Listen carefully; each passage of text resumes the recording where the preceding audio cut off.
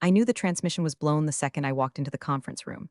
You know that sound an AC unit makes right before the fan blades shear off and destroy the casing? That high-pitched metal-on-metal screech? That was the vibe in room 4B. Sitting at the mahogany table was Brandon, the new VP of operations. He looked like he was assembled from spare parts found in a dumpster behind a men's warehouse. Too much teeth, too much gel, and a suit that fit him about as well as a tuxedo fits a raccoon. Next to him was Sheila from HR, looking like she'd just swallowed a handful of galvanized washers. "Sit down, Jennifer," Brandon said. He didn't look at me. He was looking at his iPad like it contained the secrets of the universe. Rather than just a spreadsheet, he definitely didn't know how to read. I sat. The chair was one of those ergonomic mesh nightmares that costs $1,000 but feels like sitting on a fishing net. I've spent 11 years in this building. 11 years keeping the digital plumbing of this logistics company from backing up and flooding the boardroom with raw sewage. I built the platform. I patched the leaks. When the server room overheat alarm went off at 3 a.m. on Christmas Eve, I was the one who drove in on black ice to keep the system from melting down into a puddle of expensive silicon slag. "Jennifer," Brandon started, using that tone corporate guys use when they think they're being empathetic but actually sound like a condescending GPS. "We're making some structural changes, pivoting to a more agile framework." Agile? I hate that word. It's corporate speak for we're cutting the load-bearing beams to save money on lumber. "Cut the crap." "Brandon," I said, my voice sounded scratchy. I felt like I needed a cigarette and I don't even smoke anymore. "Well, not inside. You're firing me. Just say it. Don't dress it up in flowery language. It smells like air freshener sprayed over a dead rat." Sheila gasped. Brandon's smile twitched. "We're eliminating your position, yes. We feel your legacy approach is holding us back from modernization." Legacy approach. That's a nice way of saying you actually know how the machine works, and that scares us. See, I'm not a coder in a hoodie drinking matcha. I'm a mechanic. I treat this network like a '78 Ford truck. It's ugly, it rattles, and it smells like gasoline, but it pulls the load. Brandon wants a Tesla. He doesn't realize he's working in a quarry where a Tesla will snap an axle in 10 feet. "You're done here," Brandon said, sliding a folder across the table. "Effective immediately. We need your badge, your laptop, and the system credentials. All of them today." I looked at the folder. It was thick, probably full of legal jargon written by a lawyer who thinks Python is just a snake. I felt a cold, hard knot form in my stomach. It wasn't sadness. It wasn't fear. It was the specific, burning rage you feel when a customer tells you they fixed the leak with duct tape and now they're mad the ceiling is caving in. Look, before I tell you how I turned this guy's career into a smoking crater, do me a solid. Hit the subscribe button or the upvote arrow or whatever. It's free and it helps me buy the cheap whiskey I need to recount this story without punching a wall. Thanks, now back to the demolition. "Credentials," I repeated. "You want the keys to the kingdom, Brandon? You sure you know how to drive this thing?" "My team is more than capable," he scoffed. "We have consultants coming in on Monday. Just write down the admin passwords and the encryption keys." I leaned back, the mesh chair creaked. "Brandon, have you read my employment contract? The original one? The one I signed with the old man before he died?" Brandon rolled his eyes. "We've reviewed the standard agreements, Jennifer. This is a standard termination. You get 2 weeks severance if you sign the NDA. 2 weeks. 11 years of keeping their freight trucks moving, their billing systems syncing, and their regulators happy, and he offers me 2 weeks. That's not a severance package. That's a tip you leave for a waitress you just insulted." "It's not a standard agreement," I said quietly. "You really should read the specs before you fire up the furnace, Brandon. There's a pressure valve in there you don't know about." "I don't have time for this," he snapped. "Sign the paper, Jennifer. Hand over the credentials, or we walk you out with security and fight your unemployment claim. Your choice." I looked at him, really looked at him. I saw the arrogance, the ignorance, the absolute unearned confidence of a man who has never had to clean grease out from under his fingernails. He thought I was just overhead. He thought the system ran on magic and synergy. He didn't know that I am the system. I picked up the pen. It was a cheap Bic. Fitting. "Okay, Brandon," I said, "I'll sign. Remember this moment. Remember I asked you to read the contract." I signed my name. It looked like a jagged scar across the paper. I didn't write down the passwords. I didn't write down the encryption keys. I just signed the termination letter. "Smart choice," Brandon smirked. "Now the credentials, I can't give you those," I said, standing up. "Not legally. Not without the board's signature. It's in the contract you didn't read." "Get out," he hissed. "Security." I walked out of that room. I didn't look back. I felt the vibration in the floorboards, the hum of the servers in the basement. They were running smooth right now, but the mechanic had just been fired. And without the mechanic, the machine starts to wobble. I walked to the elevator, my boots heavy on the carpet. "You want to drive, Brandon?" I whispered to the closing doors. "Hope you know how to handle a blowout at 90 miles an hour. Understand why Brandon just pulled the pin on a grenade he's holding in his teeth? You have to understand what I actually do here, or what I did here. Most people think IT is clean. They picture white rooms, blue lights, and guys in hoodies sipping Red Bull. Bullshit. Real enterprise IT, the kind that runs logistics for a mid-sized shipping fleet, is a boiler room. It's dirty, it's messy, it's plumbing. You've got data pipes running through digital sludge, connections held together by the coding equivalent of baling wire, and legacy software that smells like it's been dead for 3 weeks. I started here 11 years ago. The company was smaller then. The founder, Old Man Miller, was still alive. He wasn't a suit. He was a trucker who got lucky and smart. He had hands like catcher's mitts and smoked cigars that smelled like burning tires. I liked him. One night, about 6 months into my job, the whole system cratered. Database corruption that threatened to wipe out the entire billing history. The previous architect had built a house of cards on a foundation of jello. The executives were panicking, running around like headless chickens. I didn't panic. I went into the server room, which back then was just a glorified closet with a window AC unit, locked the door, and went to work. I spent 36 hours in that room. I slept under a desk on a pile of anti-static bags. I ate vending machine crackers. I rewrote the integration scripts by hand. I manually reconciled the databases. I crawled through the digital crawl space, dragging the system back to the surface. When I came out, smelling like stale sweat and ozone, Old Man Miller was waiting. "Is it fixed?" he asked. "It's running," I said, lighting a cigarette. Back then you could still smoke in the loading dock. But the engine block is cracked. It needs a custodian, someone who knows where the bodies are buried. He looked at me. He nodded. "You're the custodian," he said.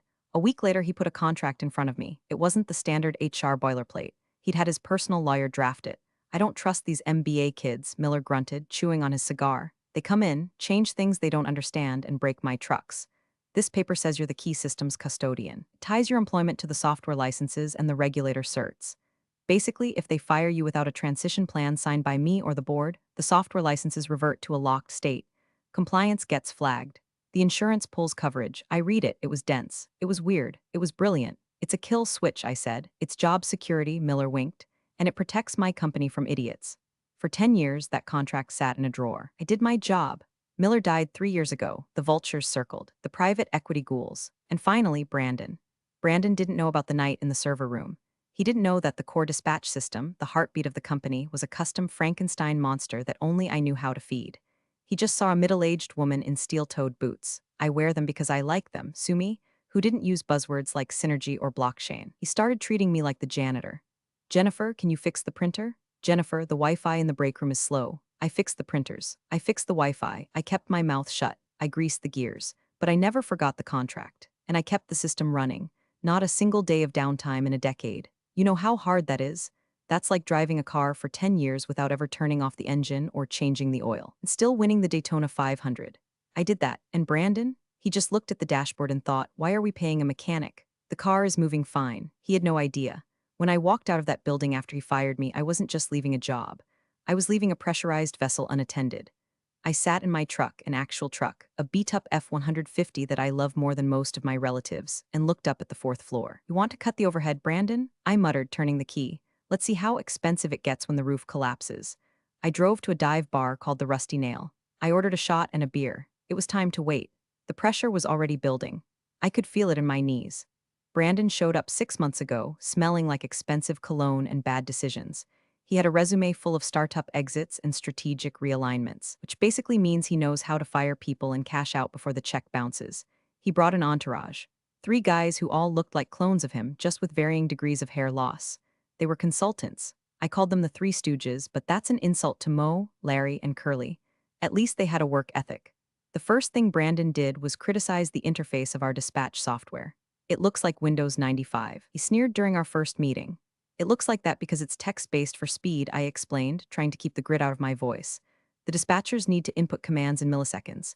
They don't need drop shadows and rounded corners. They need torque.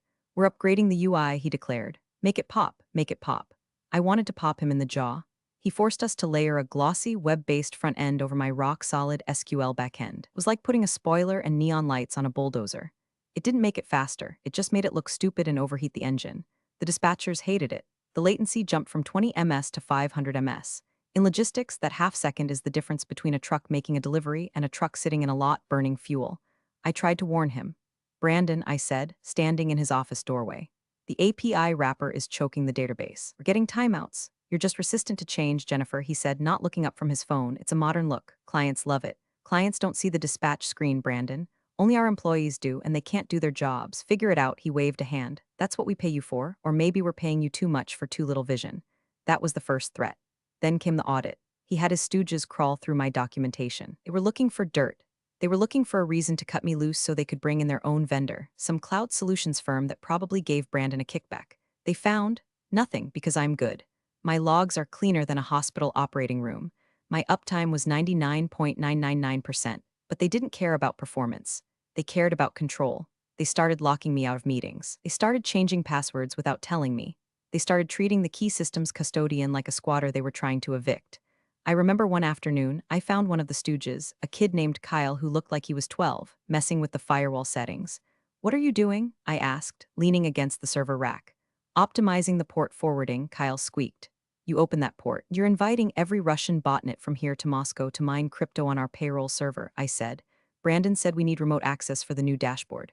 "Brandon is an idiot," I said. I reached over and unplugged his laptop. "Don't touch my firewall, Kyle. Go play with your fidget spinner." Kyle ran to tell Daddy. That was the beginning of the end. I got written up for insubordination. Insubordination. I saved the company from a ransomware attack, and I get written up because I hurt Kyle's feelings.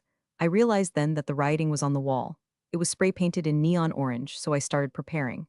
I didn't sabotage anything. I'm not a hacker. I'm a professional. I just stopped doing the extra stuff. I stopped manually clearing the cache on the temp drives every Sunday. I stopped answering texts at 9 p.m. when the Asia shipment manifests got stuck. I just did exactly what my job description said, and nothing more, and things started to rattle. Little rattles, a slow report here, a frozen screen there. Brandon didn't notice. He was too busy picking out new carpet for his office, but I heard it, the sound of the bearings wearing out. And I knew that once they fired me, once they removed the custodian, the contract would kick in. And that wouldn't be a rattle, that would be a boom. HR calls it a performance improvement plan. I call it a "we're building a paper trail to fire your ass so you can't sue us" plan. For the last 2 months, Sheila from HR had been dragging me into weekly meetings to discuss my attitude and collaborative deficiencies. "Jennifer," she'd say, pursing her lips like she was tasting spoiled milk, "we need you to document your processes. We need a manual. If you were hit by a bus tomorrow, nobody would know how to run the system." "If I get hit by a bus," I'd say, "I won't care about the system." "That's the attitude we're talking about," she'd scribble on her notepad. They wanted the keys. They wanted the map. They wanted me to write down 11 years of institutional knowledge so they could hand it to a 22-year-old consultant billing $200 an hour, so I played along. I wrote documentation. But I wrote it like a mechanic talks to another mechanic. "Check the flux capacitor on the secondary intake valve." That's a joke. Close to reality. I used technical jargon so dense it would have its own gravitational pull. Reindex the SQL shards using a temporal heuristic before purging the transaction logs. It was accurate, technically. But good luck following it if you haven't lived in the code for a decade. But while they were squeezing me, I was doing my own prep. I went home every night to my basement office, which is cleaner and better equipped than their HQ, by the way, and I reread the old man's contract. Clause 14b, identity-based licensing. This was the masterpiece. The core logistics software, the engine of the whole company, was a custom-build license from a vendor called Logi Core. Old man Miller knew the guy who ran Logi Core. They drank whiskey together. The license wasn't issued to the company.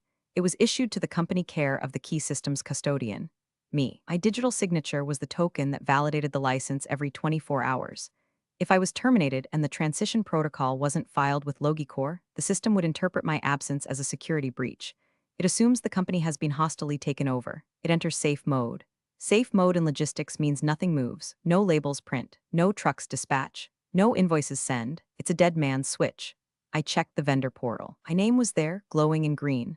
Authorized custodian, Jennifer redacted. I printed the screen. I printed the contract. I printed every email where I warned Brandon about the system's fragility. I put them all in a binder at home. I labeled it the "I told you so" folder. The night before the firing, I knew it was coming because Sheila had scheduled a quick sync for 9 a.m. on a Friday, and nothing good happens at 9 a.m. on a Friday. I did one last walkthrough of the server room. I patted the main rack. It hummed warmly under my hand. "Sorry, old girl," I whispered. "They're gonna treat you bad, but don't worry, I'll be back." I didn't insert any bugs. I didn't delete any files. I just made sure my personal email was updated in the Logicore notification settings, because I wanted to see the alerts. I wanted a front row seat to the apocalypse. I went home, drank 2 fingers of rye, and slept like a baby. The next morning, I walked into that conference room knowing exactly where the bodies were buried, because I was the one who dug the graves. Brandon thought he was the executioner. He didn't realize he was the victim in a horror movie he hadn't bothered to watch. I left the office at 10:30 a.m. Security walked me out. Paul, the guard, looked embarrassed. "Sorry, Jen," he mumbled. "Orders." "It's all right, Paul," I said, handing him my badge. "Keep an eye on the thermostat in the lobby. It sticks." I got in my truck. I didn't cry. I felt light. For the first time in 11 years, the weight of a multi-million-dollar logistics network wasn't sitting on my shoulders. It was sitting on Brandon's, and his shoulders were padded with cheap foam. I went to the Rusty Nail. It's a dive bar that smells like lemon pledge and stale beer. It was empty, except for a couple of retirees nursing draft beers. I ordered a burger and a beer. Celebrating? The bartender Mike asked. Something like that, I said. Just retired. You're too young to retire. Tell that to my blood pressure. I checked my watch. 11 o'clock a.m. The Logi core system performs its handshake at 2 o'clock a.m. That's when it pings the custodian token. If the token me is marked as terminated in the HR feed, which Brandon surely updated immediately to cut off my access, and no transition protocol was uploaded. Well, math is simple, 15 hours until impact. I went home. I took a long shower. I scrubbed the corporate air off my skin. I put on my favorite sweatpants, the ones with the paint stains. I cracked open a beer and sat on my porch. My phone buzzed. It was a text from Sarah in accounting. She was one of the good ones. OMG, Jen, are you gone? Brandon sent an email saying you pursued other opportunities. We're all in shock. I replied, yeah. Opportunities to not deal with Brandon. Good luck, Sarah. It's already weird here, she texted back. The dashboard is acting glitchy. It keeps asking for admin approval for basic reports. It starts. The system senses the disturbance in the force. The permissions are tightening. It's looking for its mother and she's not there. I ignored the text. Not my circus, not my monkeys. I watched the sun go down. I grilled a steak. I fed my dog, Buster. Buster, I said, tomorrow. Mommy is going to be very expensive. Buster wagged his tail. He gets it. I went to bed at 11 p.m. I put my phone on the nightstand, volume up high. I wanted to hear it. I wanted to hear the sound of Brandon's arrogance hitting the wall of reality. 2 o'clock a.m. came. I was awake, staring at the ceiling fan. 2:01 a.m., 2:02 a.m. Bing. My personal email. Subject, Logi Core Security Alert Critical. Body, Primary Custodian Token Invalid. Transition Protocol Not Detect. System State, Lockdown Pending. Compliance Breach Code 7734. 7734 is hell upside down on a calculator. Old Man Miller had a sense of humor. I smiled. A mean, toothy smile in the dark. The kill switch had flipped. The software had just realized Daddy was dead and Mommy had been kicked out, and it was locking the doors and calling the cops. I rolled over and went back to sleep. The next morning was going to be glorious. I woke up to 47 missed calls, 12 from Brandon, 6 from Sheila in HR, 3 from the CEO who I've spoken to maybe twice in 5 years, and about 20 from various terrified employees. I made coffee. I drank it slowly, standing by the window. It was Saturday. Saturdays are big shipping days. The fleet runs 24/7, or it usually does. I checked the vendor alerts on my iPad. System status, locked. Active dispatches, 0. Pending manifests, 4,500. Compliance flags, 12. Holy hell, it was worse than I thought. See, when Logi Core locks down, it doesn't just stop new orders. It freezes the current ones. Digital manifests, the legal documents that allow a truck to carry freight across state lines, were revoked. Drivers were likely sitting at weigh stations, getting fined because their tablets were showing unauthorized. Warehouse gates wouldn't open because the inventory system couldn't verify the load. The entire company was a convulsing, paralyzed beast. My phone rang again. Brandon Mobile. I let it ring. It rang again. I picked it up but didn't say anything. I just listened. Jennifer, Jennifer, pick up the damn phone. He sounded panicked. Gone was the smooth, corporate baritone. Sounded like a teenager who just crashed his dad's Porsche. Jennifer, we know you did something. The system is down. Everything is down. Undo it. I took a sip of coffee. Good morning, Brandon. Who is this? It's Brandon. Stop playing games. Logs are showing a security lockdown. What is the password? I don't know, I said calmly. I don't work there. I believe I was terminated for my legacy approach. Jennifer, listen to me. We are losing $50,000 an hour. The trucks are stuck. The clients are screaming. Sounds like a modernization problem, I said.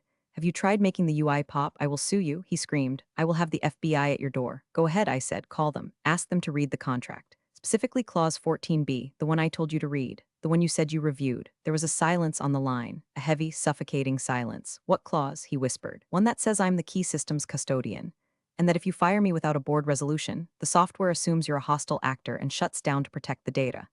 It's a feature, Brandon, not a bug. He hung up. I laughed. It was a dry, rusty sound. He was reading it now. He was scrambling through that folder, sweating through his cheap suit, finding page 14. And he was realizing that he hadn't just fired an IT manager. He had fired the ignition key. An hour later, the CEO called. Jennifer, he said. His voice was grim. Mr. Henderson, I said, we have a situation. I heard. Brandon seems to be having trouble with the Agile framework. Jennifer, the bank just called. Our compliance certs are offline. They're threatening to freeze our operating line of credit. The DOT is flagging our fleet numbers. That sounds serious. It is. We need you to come in. Now, I'm fired, Mr. Henderson. I don't have a badge. We'll reinstate you. Full back pay. Just come fix it. No, I said. Excuse me? I said no. I don't want my job back. You guys made it very clear I wasn't a good fit. Jennifer, name your price, now we're talking. I'm not an employee anymore, Mr. Henderson, I'm a consultant. And my rates are aggressive. Fine, whatever, just come in. I'll need a contract, I said, and I need Brandon to be there. In the room, he's here, good. Tell him to get the coffee ready. I like it black, I didn't rush. I finished my coffee. I took Buster for a walk. I put on a clean flannel shirt, my formal flannel, and my best boots. I drove to the office around 11 o'clock a.m. The parking lot was a mess. Trucks were backed up onto the street. Drivers were standing around smoking, looking pissed. I pulled into my old spot. Someone had already scraped my name off the sign. I parked there anyway. I walked into the lobby.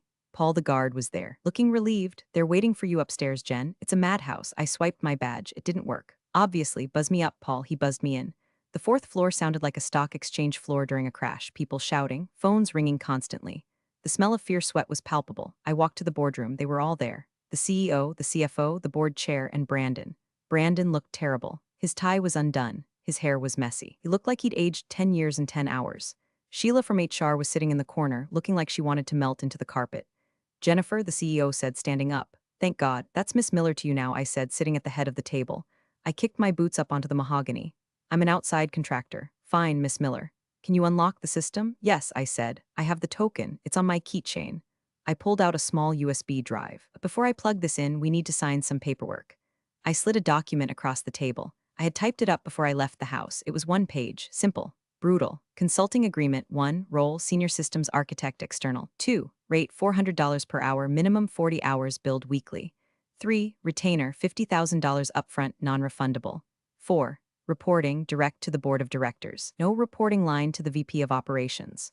5, Clause 5, a formal written apology from the VP of operations entered into the permanent company record. The CEO read it, his face turned red. This is extortion, Brandon sputtered. You caused this. I looked at Brandon. I didn't cause anything. You fired the custodian. The building locked itself. That's security, Brandon. You should appreciate it. I turned to the CEO. Every minute we talk. Another truck gets flagged by the DOT. How much is that costing you? More than 50 grand? The CFO punched some numbers on his calculator. He looked at the CEO and nodded, pay her. The CEO signed the check. He signed the contract. Brandon, the CEO said, sign the apology. I won't, Brandon said. This is ridiculous. Sign it, the board chair boomed, or you're fired for cause, negligence, failure to review critical contracts. Brandon's hand shook. He picked up the pen. I watched him sign. It was the most beautiful thing I'd ever seen. Great, I said, pocketing the check. Now let's go to the server room. I walked down the hall, the executives trailing behind me like ducklings. Brandon walked at the back, head down. I stopped at the server room door. Wait here, I said, only authorized personnel. I went inside. The room was cool and loud with fan noise. The red lights were blinking on the rack, system lock. I plugged in my USB key. I typed in my credentials, identity verified, key systems custodian active, transition protocol omitted, override authorized, restoring system state, 3, 2, 1. The red lights turned green. The hum changed pitch. It went from a jagged whine to a smooth, deep purr. I heard the phones outside stop ringing for a second, then start ringing again with relief. The beast was awake. The engine was running. I walked out. It's fixed, I said. I'll be in my office, my home office. I bill for travel time, by the way. The next week was a blur of invoices and satisfaction. I work from home. I set up my laptop on my deck. I drank coffee that didn't taste like despair. And I billed them. Oh, I billed them. I billed them for the login time. I billed them for the system stabilization, which was mostly me just watching the logs. I billed them for strategic consultation. First check cleared on Tuesday. My mortgage is looking a lot less scary. Brandon was still there, technically, but he was a ghost. The board had stripped him of all IT oversight. He was now just in charge of physical facilities, which meant he was the glorious leader of the janitors and the parking lot. I had a Zoom call with the team on Wednesday. Brandon was on the call, looking sullen. Okay, team, I said, my voice coming through their speakers with the authority of God. Rolling back the UI changes. All of them. We're going back to the command line interface. But the aesthetics, Brandon muttered. Brandon, I said, you're on mute. And even if you weren't, you don't have a vote. Go fix the leak in the second floor men's room. The team stifled laughs. He turned his camera off. I dug into the system. I realized that during the upgrade, the Stooges had left so many security holes you could drive a semi through them. I spent the week patching them up. I wrote a report to the board. Subject: security audit and remediation. Findings: previous management, VP operations, introduced critical vulnerabilities due to negligence and lack of technical understanding. Recommendation: permanent removal of VP operations from all technical decision-making loops. The board accepted the recommendation immediately. They were terrified of me. They knew I held the license key, knew that if I walked, the software locked again. I had become the thing Old Man Miller intended, the custodian. But now I wasn't just a custodian, I was the landlord, and they were just renting space. I went into the office on Friday to pick up some personal items I'd missed. People looked at me differently. No more IT lady. Now it was Miss Miller. I walked past Brandon's office. He was yelling at a vendor about carpet swatches. He saw me. He stopped yelling. He looked small. I didn't say anything. I just tapped the folder under my arm, the one with the contract, and kept walking. He knew he was done. He was just waiting for the final paperwork. And honestly, I didn't even care enough to fire him. Watching him rot in middle management purgatory, terrified of a woman in flannel, was way more satisfying. It's been 3 months since the meltdown.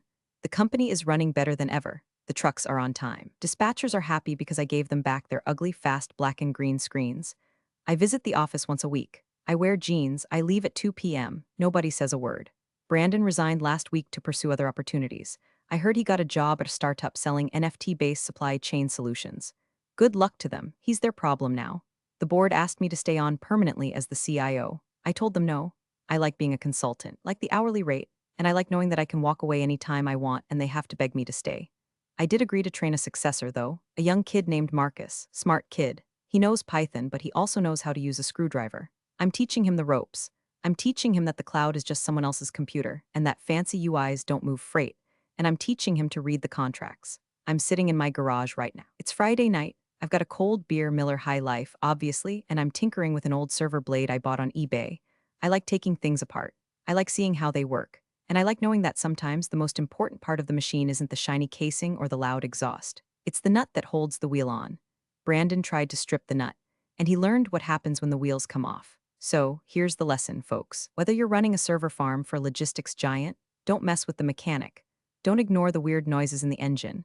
And for the love of God, read the damn contract, because there might be a clause in there that turns your termination meeting into a hostage situation.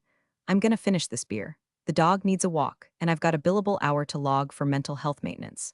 Stay greasy, Reddit, Jennifer out. And seriously, hit the upvote button. The retainer pays the bills, but the karma warms my cold, cynical heart. Appreciate you sticking around, you legends of the break room. Subscribe for more chaos. Let's make your old managers spill their coffee in fear.